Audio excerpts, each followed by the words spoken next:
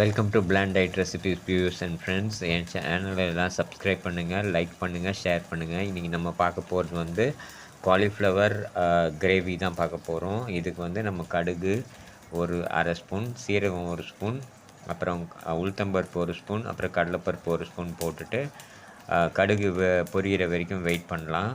Meanwhile வந்து நான் அந்த காலிஃப்ளவர் வந்து நான் பிளான்ச் பண்ணுறதுக்கு இன்னொரு ஸ்டவ்வில் போட்டிருக்கேன், இன்னொரு பர்னரில் போட்டிருக்கேன். அது நீங்கள் பார்த்தீங்கனாலே தெரியும்.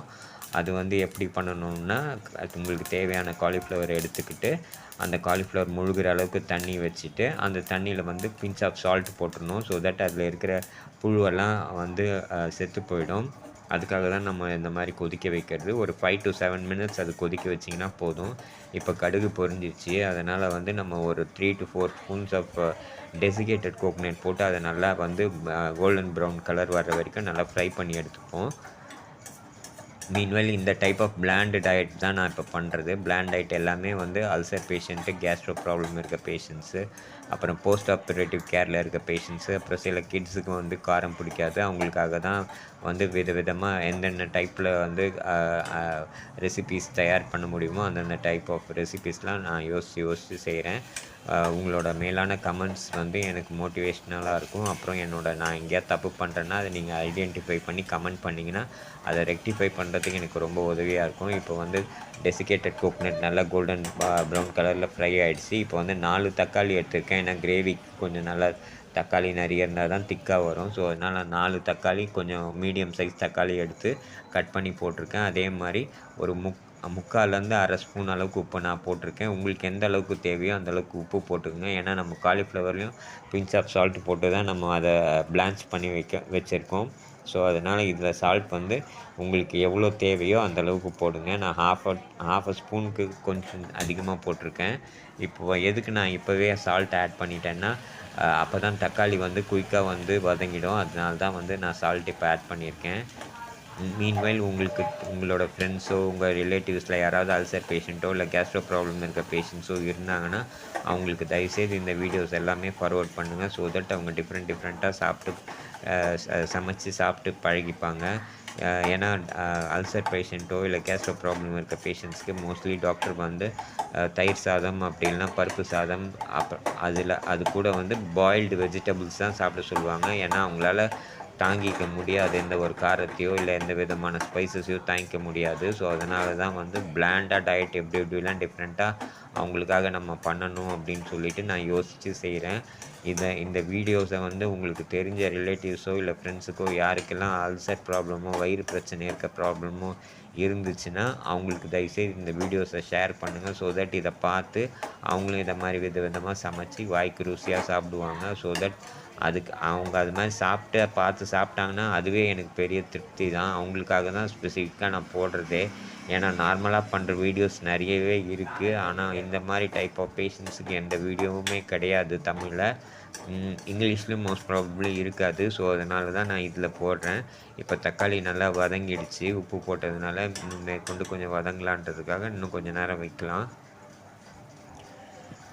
கொஞ்சம் கருவேப்பிலையும் நம்ம ஆட் பண்ணிக்கிறோம். இதில் 3லேருந்து 4 கருவேப்பிலை கொத்த நான் போட்டுட்டு அதையும் நல்லா கிளறி விட்டுக்கலாம் இப்போது.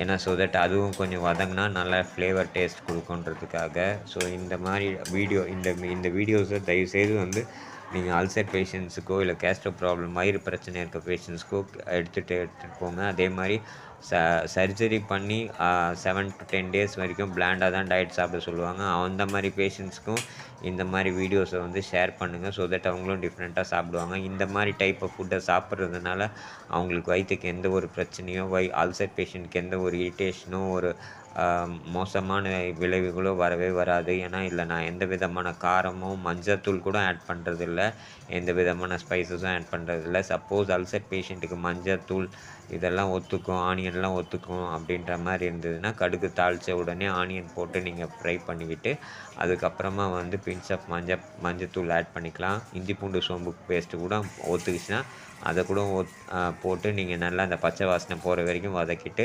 அதுக்கப்புறம் தக்காளியை போட்டு வதக்கிட்டு கொஞ்சமாக உங்களுக்கு காரம் ஒத்துக்குன்ற பட்சத்தில் பிஞ்ச் ஆஃப் மஞ்சத்தூளும் கொஞ்சமாக வந்து காரமும் ஆட் பண்ணிவிட்டு அதை வந்து அந்த தக்காளியை நல்லா கிளறி விட்டுக்கலாம். கிளறி விட்டதுக்கப்புறமா நீங்கள் வந்து இந்த ப்ரொசீஜர் ஃபாலோ பண்ணலாம். மீன்வைல் வந்து தக்காளி நல்லா இதுவாயிடுச்சு. ஸோ நான் கொஞ்சம் தண்ணி ஆட் பண்ணிவிட்டு காலிஃப்ளவரும் ஆட் பண்ணியிருக்கேன். ஆட் பண்ணி முடிச்சுட்டு கொஞ்சம் சிம்மில் தான் வச்சுருக்கேன் நான். ஸோ தட் வந்து இப்போ மெதுவாக கொஞ்சம் குக் ஆகட்டும்ன்ட்டு. ஏன்னா ஹை ஃப்ளேமில் வச்சு குக் பண்ணோம்னா ஆல்ரெடி நம்ம வந்து அந்த காலிஃப்ளவர் அந்த கிருமிலாம் போகணுன்றதுக்காக கொதிக்க வச்சுருக்கோம் ஒரு 5லேருந்து 7 நிமிஷம். மறுபடியும் இப்போ நிறைய நேரம் கொதிக்க வச்சோம்னா அது வந்து இன்னும் கூழ் கூழாயிடும். ஸோ அதனால் நல்லா இருக்காது. அதனால தான் நான் லோ ஃப்ளேமில் வச்சு இப்போ நான் கொதிக்க வச்சுட்ருக்கேன். ஸோ இந்த மாதிரி டிஃப்ரெண்ட் டைப்ஸ் ஆஃப் ஃபுட் சாப்பிடும்போது அவங்களுக்கும் போர் அடிக்காமல் இருக்கும். கொஞ்சம் விதவிதமாக இருக்குன்ற மாரி இருக்கும். இதை நான் மீன்வேல் இந்த வீடியோ போஸ்ட் பண்ணுறதுக்கு முன்னாடி நான் இதை சாப்பிட்டும் பார்த்துட்டேன். நல்லா டேஸ்டியாக தான் இருக்குது. காரம் இல்லாத ஒரு டயட் எப்படி இருக்குன்றதுக்கு இந்த நான் போடுற வீடியோஸ் எல்லாமே ஒரு எக்ஸாம்பிள்ஸாக இருக்கும். இதில் எந்த விதமான ஸ்பைசஸும் நீங்களே பார்த்துருப்பீங்க. ஆட் பண்ணதில்ல.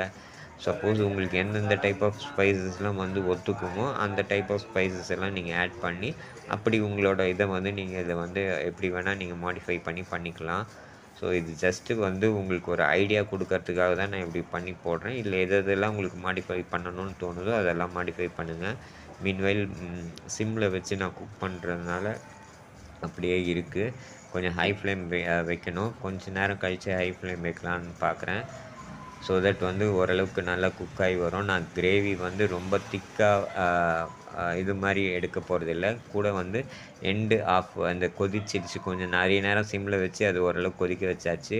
கொஞ்சம் டேஸ்ட் நல்லா இருக்கணுன்றதுக்காக கொஞ்சம் எலுமிச்சை சாறு மீடியம் சைஸ் எலுமிச்சத்தை கட் பண்ணி அந்த எலுமிச்சை சாறையும் வந்து நான் ஆட் பண்ணியிருக்கேன் இதில்.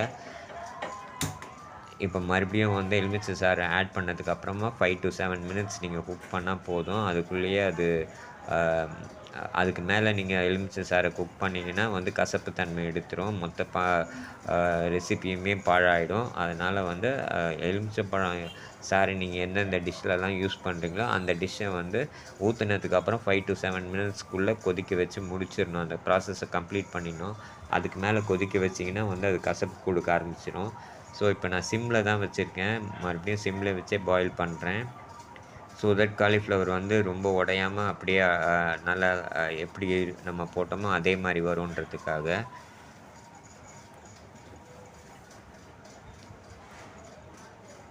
பார்க்குற எல்லா வியூவர்ஸும் கொஞ்சம் கமெண்ட் பண்ணிங்கன்னா நல்லாயிருக்கும்னு நினைக்கிறேன். ஸோ தட் எனக்கு மோட்டிவேஷ்னலாகவும் இருக்கும். அதே மாதிரி ஏதாவது நான் தப்பு பண்ணேன்னா அங்கே ரெக்டிஃபை பண்ணுறதுக்கும் அது ரொம்ப ஹெல்ப்ஃபுல்லாக இருக்கும். இப்போ லைட்டாக கொதி ஆரம்பிச்சிடுச்சு. கொஞ்சம் மீடியம் ஃப்ளேமில் வச்சுருக்கேன் இப்போது.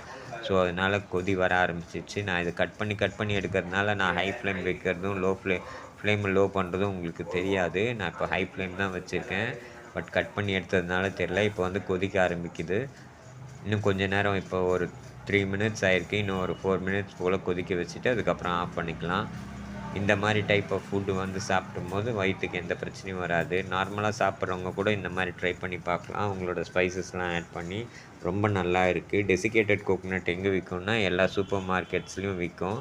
மெயின்லி வந்து நல்ல ஒரு பெரிய ப்ரொவிஷன் ஸ்டோர்ஸில் எல்லா ஸ்டோர்ஸ்லையுமே கிடைக்கும். அது வந்து ட்ரை பண்ணி பார்க்கலாம்.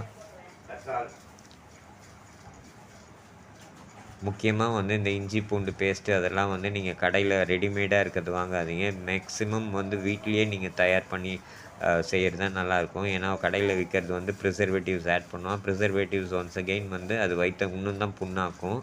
ஸோ அதனால் ஃப்ரெஷ்ஷாக வந்து நீங்கள் வீட்டிலே பண்ணிக்கிறது தான் ஐடியல் வே ஆஃப் குக்கிங். அதுதான் ஒரு அல்சர் பேஷண்ட்டுக்கோ இல்லை வயிறு ப்ராப்ளம் இருக்க பேஷண்ட்டுக்கோ வந்து ஒரு நல்ல வே ஆஃப் குக்கிங்காக இருக்கும். ஸோ அதனால் வெளியில் விற்கிற பொருளை வாங்க வேண்டாம். மேக்ஸிமம் வீட்டில் கிடைக்கிற பொருள் வச்சே குக் பண்ணுறதுக்கு பாருங்கள். இப்போ மீடியம் ஃப்ளேமில் வச்சுருக்கேன். ஹை ஃப்ளேம்லேருந்து இப்போ மறுபடியும் ஃப்ளேம் கம்மி பண்ணி மீடியம் ஃப்ளேமில் வச்சுருக்கேன். கொஞ்சம் நல்லா கொதிச்சிட்ருக்கு. இன்னும் கொஞ்சம் நல்லா கொதித்து கொஞ்சம் நல்லா அது நீங்கள் பார்க்கும்போதே தெரியும். நல்லா ஃப்ளேவர் ஃபுல்லாக வந்து கலர்ஃபுல்லாக வரா மாதிரி தெரியும். அப்போ வந்து நம்ம ஆஃப் பண்ணிங்கன்னா கரெக்டாக இருக்கும். இன்னும் கொஞ்சம் நேரம் வெயிட் பண்ணலாம்.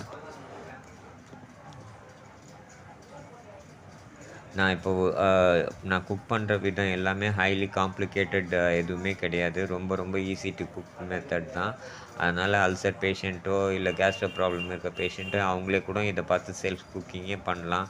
வீட்டில் இருக்கவங்கள வந்து நீங்கள் பண்ணி கொடுங்கன்னு சொல்லி கேட்கக்கூட வேண்டாம். ஸோ அதனால் இதை ஃபாலோ பண்ணுங்கள். என் வீடியோவை ஃபாலோ பண்ணுங்கள். என்னோடய சேனலை ஃபாலோ பண்ணுங்கள். உங்களுக்கு டெய்லி விதமான டிஷ்ஷஸ் நான் செஞ்சு காட்டுறேன். ஸோ தட் நீங்களும் வந்து அதை செஞ்சு நீங்கள் சாப்பிட்டு பார்க்கலாம்.